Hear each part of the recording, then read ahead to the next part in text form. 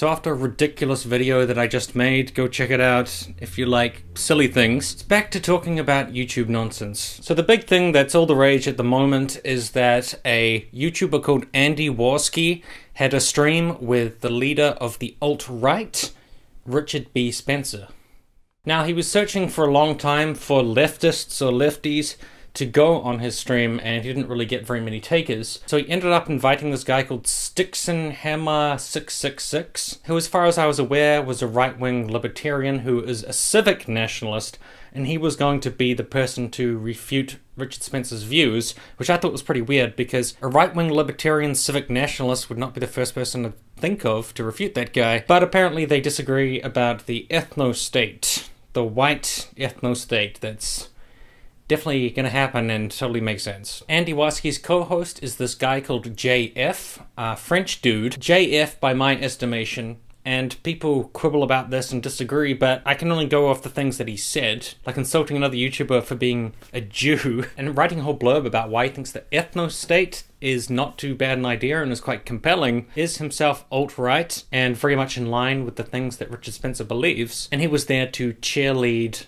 Richard Spencer. Andy Warski himself is a race realist. He might disagree with that, but he said, race is real. I agree with the race realists. The race realists are right about race. So it's ridiculous to say, I agree with everything that these people have to say, but I'm not one of them. You are in everything but name. So he's a race realist, but he doesn't really believe in the ethno-state, or at least he objects to that, and he says, I don't agree with their idea of setting up a white ethno-state, but they are right about race, whatever that means. And after he couldn't find a lefty at the last moment, our best friend Sargon of Akkad joined, which I guess was a little bit surprising, but he does show up in strange places. So people were, in my opinion, rightfully concerned that it was just going to be a right-wing echo chamber where Richard Spencer would be able to get away with whatever he felt like saying and not be challenged on it. And of course it would be the left's fault again, because, oh, we couldn't find somebody on the left to actually debate Richard Spencer. Therefore it's their fault that I'm promoting this guy on my channel by having him in a right-wing hug box like this. Because you've got Andy Warski, who totally agrees with their premises, very unquestionably, I think. He just said Rage After Storm, who is this hardcore anti-Semitic Nazi girl, was right about race. Still don't know what that means, because she was bullied off the internet by some people who wanted to refute her, but took a counterproductive path instead. He just ceded that premise of like, yep, race is real, race is true, race is everything you say it is, not gonna question you, not gonna really explore this topic. I mean, I haven't seen Andy really try to explain what race is, but he just cedes the whole premise and then says, but I disagree with them on what they want to do about race. I wouldn't have an ethno-state because that's not very nice. You know, but they are right about the facts, they're just not right about what they want to do because of those facts, super facts. So I would say Andy is at least in the tank for them when it comes to just enabling any generic thing they want to say about race. They could just they can say anything they want, and he's not going to like challenge them or anything, just say, while that's true, I disagree because, like, he can't challenge their initial premises. You got him, who's half in the tank. Then you got JF, I would describe as like a scientific racist, who's spending all his time just trying to say that race is genetic clusters. You've got certain genetic clusters, and that's how you can identify what a race is. Doesn't matter if scientists use race or not in their everyday science. I am just going to assert that genetic clusters are race because all the race realists have to have their own conception or idea of what race is, which became clear in the conversation. And this is my one, therefore it's science. It's fact that we call this race, even though scientists do not agree on that. And if you read about race in the scientific realm, that is not a useful or meaningful distinction that they use. It's taking a kernel of truth, is that there are genetic clusters caused by geography, like people being in a certain area for a certain amount of time, they're going to pass on their genes, and it's going to lead to different clusterings of genes. And then as people get further and further away from that geographic area and core, the genes are going to start diversifying a lot, which is what happens when you see migration and you see integration and you see diversity occurring. Taking that truth and then arbitrarily saying, therefore that's scientific race, that's what race is. That's what JF does, and for some reason that is seen as intellectually stimulating. Like, I'm going to arbitrarily put this label onto something which is not agreed upon in scientific communities and say, I am a biologist, and everyone will just buy your shit unquestioningly, uncritically, which is what Andy does, who also has defended the ethno-state and attacks people for being Jewish. Then you have Sticks and Hammer, who's basically half in the tank for the alt-right, because directly after that debate, I was talking to him on Twitter, he's like, race is real. It's science. He literally said, race is science. It's science. He's already half in the tank for the alt-right. He's just the same as Andy. He doesn't agree with, like, the ethno-state, I think it's principles to do with, like, libertarianism or something. And then you got Sargon, who I would say also agrees with the alt-right when it comes to racism. He denies systemic racism. He believes that racism is something that should always be downplayed. It's not something that matters. It's always virtue signaling. As V would say, who's Sargon's buttboy, and I can't say this because I don't want to give someone a snippet. I just say moral F-agging. He calls everything moral F-agging and spends all his time just being like anti-SJWs, anti-SJWs. So the only argument that he actually has against the alt-right is just his principles about individuality and censorship is bad and collectivism is bad. Those are the only tools that he has to like fight the alt-right. You got all these people. What percentage of that room could I say is alt-right? Richard Spencer, alt-right. JF, definitely alt-right. Warski, half there. Sargon, half there. Sticks and Hammer, half there. I'm really bad at maths. I would say that room is 70% alt-right. And then you look at the chat, it's all just like 1488, Hitler was right, kill the N-words, kill the K-words, 1488, 1488, 1488, just an endless stream of racism, and a ton of super chats from people saying super Nazi stuff. Tensions in America. If I may, just a lot one of second. the resolution was actually intermarriage second. and other things. Hey, sorry, just No, one second. It was a national identity. That's also major as well. One thing, just one thing. Thank you everyone for the super chats. I'm collecting the questions on Notepad right now, and I will read the other super chats after the show. I'll only gather the questions that are being asked right now. By the way, National Socialist, thank you for that 100 blocks. Holy fuck! And he says it's okay to be a Nazi. Appreciate that. But I have It's not hard to think that this is just a alt-right promotional stream. And Andy can always just play the card that I couldn't get enough lefties, that's why I have to promote the alt-right. That's always going to be the go-to, because up until now the left has always been to blame for everything anyway, so why not blame the left for your own streams as well? For your own raking in of money from the alt-right and neo-Nazis and white supremacists and fascists, etc. It's always going to be the left's fault, isn't it? Now, with that premise and setup, which created concern for people, in terms of the actual stream, it was surprising. I was somewhat surprised by Sargon of Akkad. I did not quite expect him to go the way that he did. He did actually attempt to do some kind of pushback or refutation of the alt-right in his own anemic, inept way. His number one point was that individualism is super important to him, and that's like his great principle, and the alt-right doesn't like that, which is something that Richard Spencer laughed at. I'll stop you there, right? Okay. So the state is the political entity under which we are governed. Individual people are governed. The purpose of the state, in say Britain, as conceived of by Locke, is the protection of the rights of the individual. As conceived of by Locke, that state was not invented by Locke. That state has a history far greater than Locke. It's ridiculous. Locke wrote this, therefore it's true. Okay. This is exactly what I'm saying. And he was literally like, I don't care about that. I don't care about my individuality, and I don't care about John Locke, and I don't care about all of these principles you've got. Basically, autistic screeching. This is like low-level autistic screeching. You're totally out of the realm of what is actually real here. It's like talking to a child. It's like you don't understand anything. Where you ask moral questions like, shall a group have a right over an individual? Oh, isn't this so sweet? It's irrelevant because in reality, groups obviously have rights. It's like you don't understand anything. You're living in an autistic, dissociated reality. Basically, autistic screeching. You're a total cuck. But Sargon tried to push that anyways, so I guess credit to him where it's due. Sargon did try to briefly argue that setting up a white ethno-state would not be feasible, it wouldn't work, it's never going to happen, it's just a pipe dream. And that's a very good point, and I think he probably should have spent more time on that, because I think the conversation kept moving forward and Sargon kept getting left behind, and he should have stayed on some of those points more and it would have helped him. Sargon briefly tried to challenge them on what constitutes a race and how they define a race and what a race is, and I think the alt-right doesn't really know. It's ad hoc. It's on an ad-needed basis. Race is just what they need it to be at the moment. So at one moment it's genetic clusters if it needs to be. Richard Spencer said there's culturally white, there's the white culture. So it's cultural when it needs to be. And Millennial Woes, who joined the stream later, making it even more of an alt-right wankfest, was trying to do a gotcha on Sargon where he said, oh, well, I've just been listening in and it's been very entertaining. I think that there's a lot of pedantry going on about what is white and all that. I think it's absolutely retarded. Everyone knows what is white. If everyone knows, why can't you just tell me? If well, knows, why don't you just tell me? Okay, yeah. I'll ask you. Is Lawrence Fishburne white? I don't know. Does he act white? He gets called white a lot. No, he doesn't. God, that's yes, he does. Ridiculous. There are just answer the question, Sargon. Is Lawrence Fishburne white? Right? Which Sargon never took the bait on, but to me was saying like, does he look white? No, he looks black. Therefore, skin color. Yay. Now race is skin color. Not genetic clusters, just one gene for skin. Woo! But that's the thing. They have fluid arguments that are always shifting. If you tried to challenge on that and say, oh, so now it's just skin color, someone would chime in and be like, no, it's also the genetic clusters. Now it's back to genetic clusters.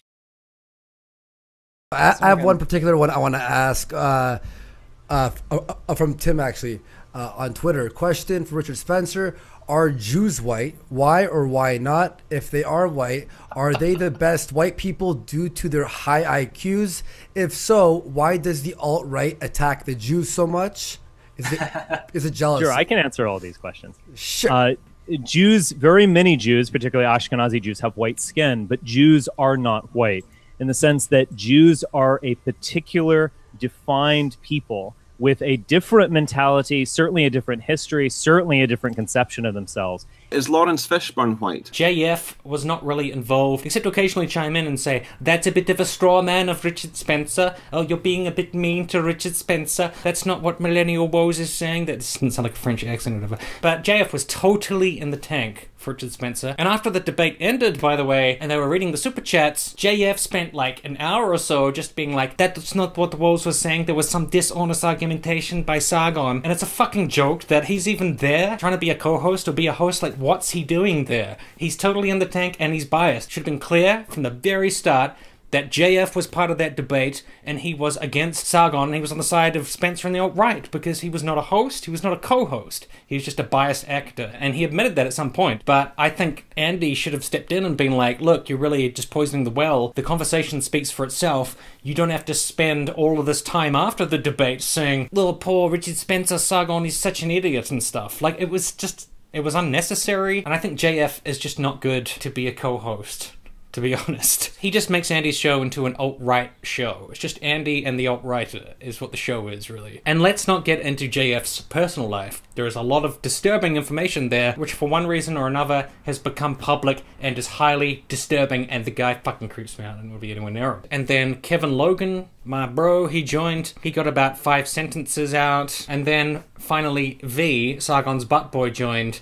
And he was just V'ing around. I don't really have anything to say about that guy. And as I said, after it all ended, they then spent an hour reading super chats with JF wanking off Richard Spencer and Millennial Woes just furiously. It was fucking ridiculous. And for a certain period of time, like Sargon of Akkad and Kevin Logan were kind of teaming up to try to fight the alt-right, which was really weird and like being in the Twilight Zone and something I never would have expected to see. But with all that said and done, I still think Sargon did a fairly shitty job. Why? Because he's painted himself into a corner with his own content. For so long, he's been ranting against morality, against the ideas of equality and social justice, and even at some point in the stream, he said to Richard Spencer, I'm actually anti-equality, but what I want are the specific details, prescriptive details on what you think. Specific details. And he was rubbing it in Sargon's face that he didn't seem anti-equality enough, and I was like, this is fucking pathetic. This is so pathetic. You have spent so long convincing yourself of your own bullshit about words like equality that you're gonna desperately try to compete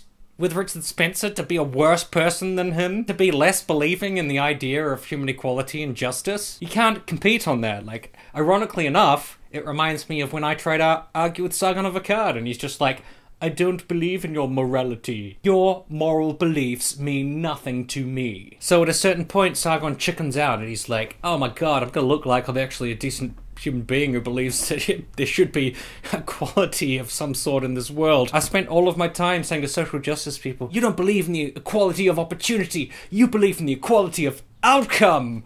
Ha! Got you, Marxists! Ha! I'm a genius. And now that you've done that for so long, when you're trying to argue why racism is a bad thing, you can't fucking do it, and you have to come out with some moronic statement like, actually, I'm anti-equality, Richard. You're cut to the alt-right. You're basically the alt-right's bitch. I'm sorry to say. It was truly an embarrassing moment, and I felt sorry for Sargon on multiple levels. A much better position would have been, I believe in the idea of striving for human equality. You can characterize that as wanting equal outcomes, but that's just a straw man. When I think of equality, I think of equal opportunity. That's what equality is to me. I believe in that. You don't believe in that, Richard Spencer, because you're a worse person than me, and you seem to love being a worse person, and that's fine. It's great. I'm sure you have a good time, just not caring about human flourishing. Fantastic. I also think that there is a big flaw in Sargon's individualism argument in the sense that Richard Spencer is right about the fact that humans do group together,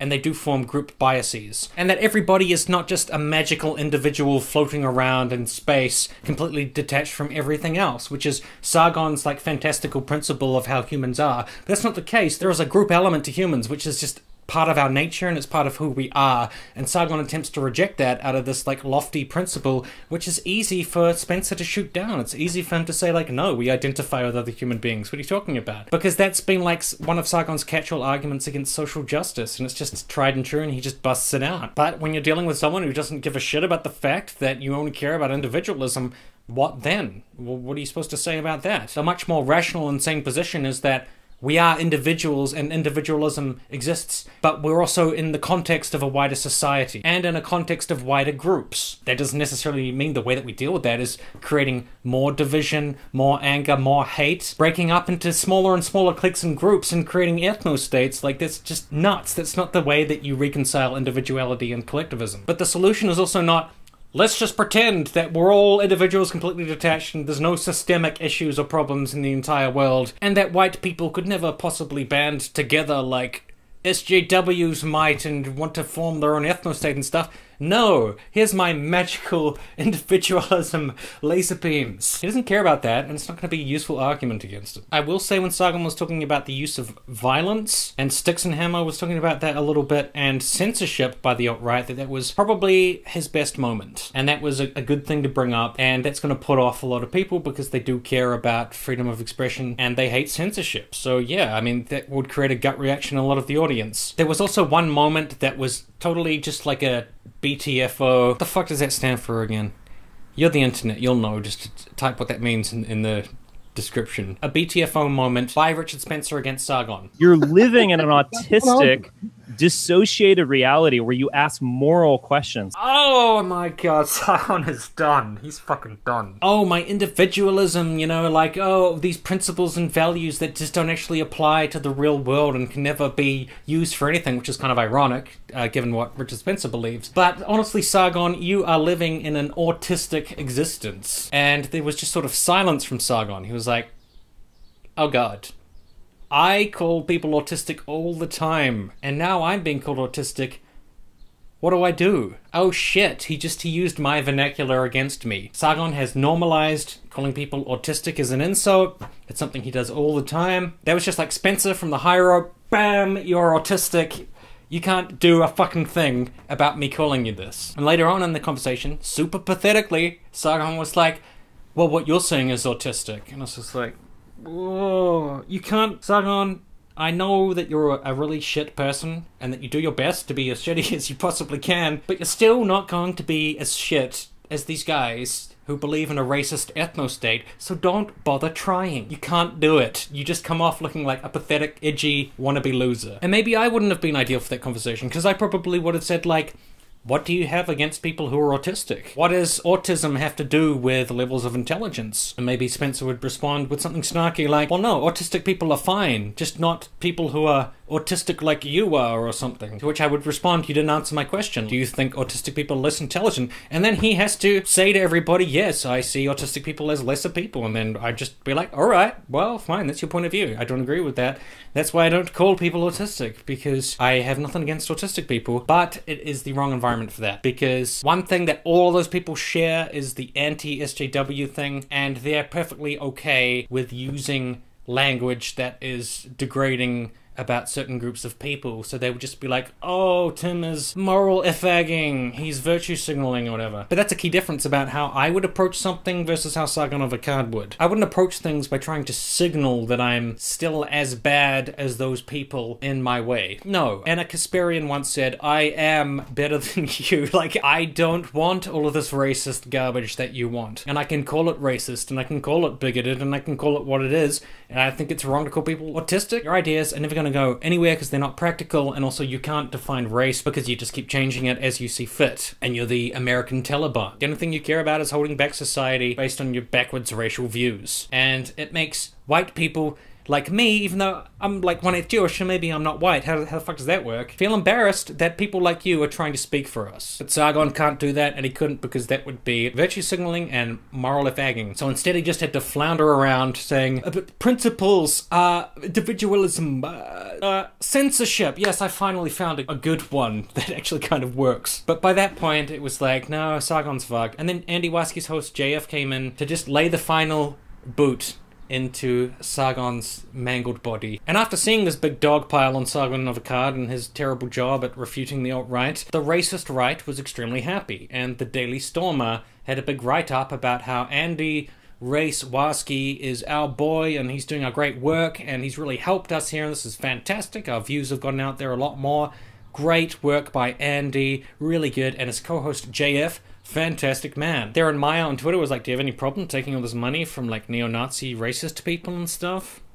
And Andy was like, Sticks and Hammer 666 was there. And his like little monologues he had off in the corner were really awesome and robust, so no, it didn't help the alt-right. And I just asked Andy if he had a problem with that, and others did too, and no, he doesn't have a problem with that, because I think to him, he gets tons of views, gets a whole fuck ton of money. His show was kind of taking off. It's like, going around the internet and stuff. That's fine with him. He doesn't care about conscience or like self-respect about what's going on his show or like what ideas are going out there. And there's always going to be some excuse about it. Like, it's always somebody else's fault. Like, it's the SJW's fault, or it's the lefties' fault for not refuting Spencer enough. But it's also Andy's fault because JF is his co-host. His co-host is very similar in his beliefs to Richard Spencer, so, I mean, you chose him, Andy. But any criticism of it is just screeching and moral effagging. I've said for a long time that particularly in anti-social justice warrior whatever communities, self-reflection is like an affront to yourself. If you self-reflect, you're cucking yourself.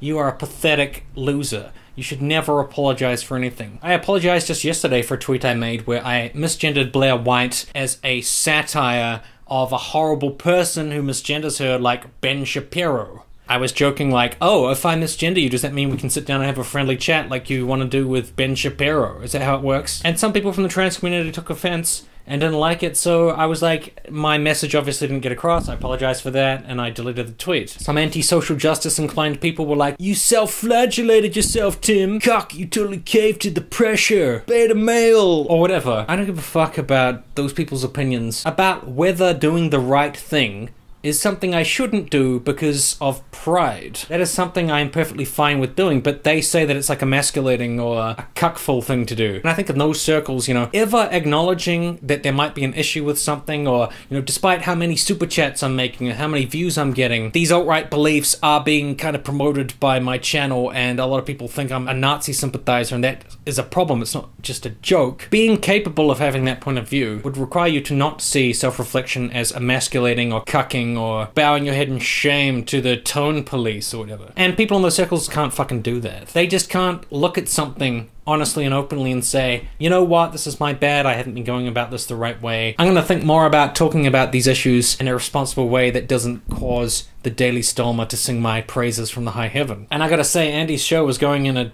fucked up direction. Like, next he's getting on Roosh V. I mean, what's he going to talk to Roosh V about? Like, whether raping women is okay? And if JF is co-hosting that, I mean, given his personal sexual harassment allegations and issues.